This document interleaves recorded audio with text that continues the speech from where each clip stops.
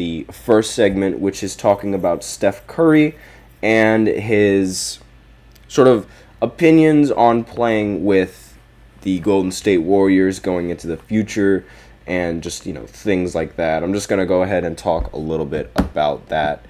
And so Steph, obviously, this is going to be the first season where he doesn't have Klay Thompson on the roster at all. Actually, if we want to get technical, this is going to be the second season that Steph Curry doesn't have Klay Thompson on the roster, because Klay Thompson has gotten injured before and I believe it was in 2021, and I know in 2020 both Curry and Klay were injured, so not really much to derive from there. But in 2021, the Golden State Warriors, they did not have Klay Thompson, and I believe Steph Curry was having a really ridiculous year that year in 2021, but they were unable to do anything with their team. And then the year that they got Klay Thompson back, that was when everything took off again, and they ended up winning another championship. So one of the stipulating things about Steph Curry's career is the fact that he has yet to win a single playoff game without Klay Thompson, right? That's one of the things that, is sort of stinging Steph Curry and his legacy, because while his legacy is most likely already cemented, there are some things that he still has yet to answer, or some things that he has to prove. Like, for example, one of them being winning a playoff game without Klay, or even, advancing in a series without Klay. But, maybe given the state of his career, you might think he wouldn't be aiming to do something like that, but that's where you're wrong. Steph Curry, he really, he's still trying to compete, and still trying to compete at the highest level. And he recently spoke with Anscape's Mark J. Spears ahead of the 2024 Paris Olympics, touching on several topics, including his future with the Golden State Warriors. So while obviously Curry, he's going to stay on the Warriors and he's going to be committed to be a Warrior, unlike his former teammate, he did make it clear that playing for a non-competitive bottom-feeding team, which is what he's afraid Golden State might become, would be something very difficult for him to endure. So the full quote is, via Anscape, I want to win. Let's put it this way. It's a long-winded way of saying that if it is a situation where you're a bottom feeder and it's just because you want to stay there, I'd have a hard time with that. And so he's really he really wants to continue winning championships, and instead of being loyal with the franchise that drafted him and gave him everything that he wants, he is willing to turn away from that, and he's willing to turn away from that and instead just try and compete for a title. And I could understand why, but at the same time I don't. Simply because, I feel like he's already done enough for his career. Playing at this high of a level, yes, it is very impressive, but I think now this is where the Warriors dynasty, this is where it ends, and I feel like Steph sort of has to accept that thing. They have to accept that they aren't the same players that they were before. But then again, I do understand the view of just, constantly trying to compete and constantly trying to win, because why wouldn't you want to try and do that? But I feel like this type of comment wouldn't have happened if they would have kept Klay. If the Warriors would have kept Klay Thompson on this lineup, if they would have tried to find a way to bring him here, or bring him back, I should say. I'm going to go ahead and quickly adjust the slide. And by adjust the slide, I mean, getting rid of the... There we go. That's a little bit better. But anyways, if Klay didn't leave, I think this comment would never have happened from Curry. Because I feel like Curry feels confident in playing with, the same players that he won championships with, Klay Thompson and Draymond. to them, it's like, they're like the three musketeers, and like they can't do anything without. I wouldn't say they can't do anything without the other, but it's like most of their success comes from when they play with each other.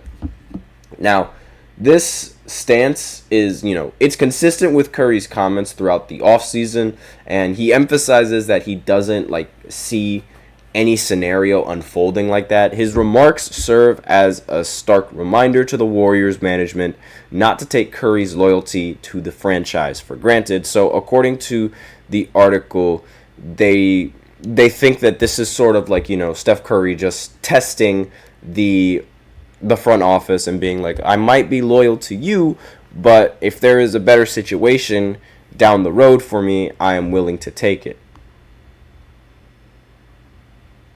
And so, like, I mean, I'm having a really difficult time seeing Steph Curry wear any other jersey.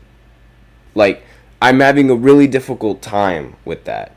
And it's like, thinking that he could be in a different scenario with a different team, like thinking he could be on a completely different team, is like, I genuinely have no idea what team it would be for if that were to happen, right? Like, I'm just so fixated on Steph in a Warriors jersey. Like, I didn't even picture Klay Thompson in a completely different jersey up until now. Like, that's how it is. And if Steph Curry can't compete with Golden State, who can he compete for, right? I'm finding a really difficult time thinking of any sort of contending team that would be willing to pay him the money, as well as, if there would be any chance that the Warriors would trade him in the future. But, I mean, it's really, like, it's something to think about, and it's something that I really haven't given much thought in, because, I don't see Steph Curry leaving for a whole other franchise, let alone for his team and chances are the Warriors are going to actually, give him a lot of money. So if they keep stuffing his pockets, I'm not entirely sure he's going to have any more incentive to leave. If they keep giving him all the money that he would want in a contract, unlike, Klay Thompson, where they didn't want to pay Klay, they might seem to be, more willing to pay Steph Curry the money as opposed to giving it to Klay Thompson. And, these comments, they caught me by surprise, because I wouldn't expect Steph Curry to, like, be sort of this, I guess you could say, cold towards the Warriors franchise, because, like, I feel like those comments would be a little bit cold, right? Like, saying that you're a bottom feeder and it's just because you want to stay there. I'd have a hard time with that. I think that's a little bit odd for me. Like, I would never have thought he would say that if Klay was on board. I never would have thought he would say that and honestly, like, I mean, the fact that Draymond's still on board with the squad and he still believes that he still doesn't want to play with the bottom feeding team, I'm very surprised. It's surprisingly selfish for him, but it's like, it's really just like, I'm having a hard time just thinking about where he would go. Like, I don't think that's going to happen. I think this is all just, a power move from Steph saying, like, oh, you better watch out, this, that, and the other. But aside from that, nothing more.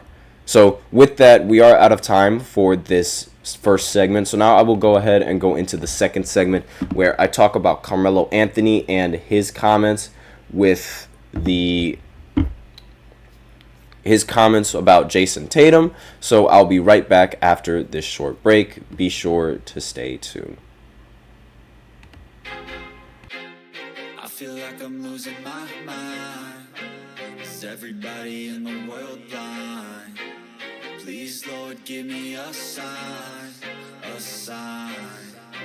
I feel like I'm losing my mind. Is everybody in the world blind? Please, Lord, give me a sign, a sign. I wanna be the greatest. Everybody on the fake shit. I look around and feel like everybody is the fakest. I make this every day and I'm impatient, hoping one day I blow up from the basement. Statement, the top is so vacant. I don't hear shit that I think is amazing. Waiting for my day when I'm playing sold out shows for 1,000 faces. Hey, give me that crown, get in my way and to be put down. It ain't your place, all this my town. If I want that shit, then I'll get it right now. I'm losing it, the noose it fits, some losing shit, a stupid myth. You choose to live or choose to dip, you choose to fight or lose your grip and lose a gift. Oh, I feel like I'm losing my mind. Is everybody in the world blind? Please, Lord, give me a sign, a sign. I feel like I'm losing my mind. Is everybody in the